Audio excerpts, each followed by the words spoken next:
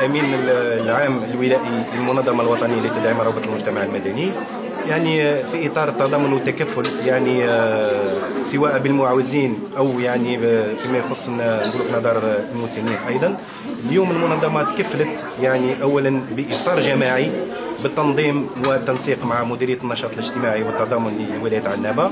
يعني قمنا بإفطار يعني نقولوا احنا جميع نقولوا احنا المقيمين على مستوى دار المسنين، وتم افطارهم بالتنسيق ونقولوا احنا بفندق تمانارت. يعني نشكروا يعني اولا سي فرفار اللي تقدم لنا يد المساعده اولا، يعني استقبل نقولوا احنا جميع اعضاء دار المسنين وتم افطارهم نقولوا احنا جميعا.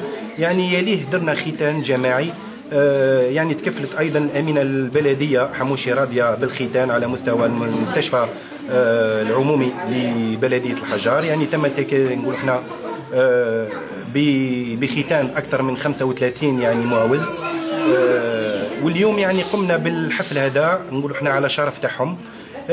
احنا بالنسبه لنا احنا في اطار يعني الشهر المعظم اليوم درنا العمل الخيري هذا باش نشوفوا نقولوا احنا باللي ابناء عنابه راهم دائما نقولوا احنا متآزرين متكاتفين. السيده ناحي فريده ناشطه جمعويه من عنابه، وكنت ساهمت كطرف ثالث مع المنظمه وجمعيه جنان الخير في هذا العمل الخيري والجمعوي بحت.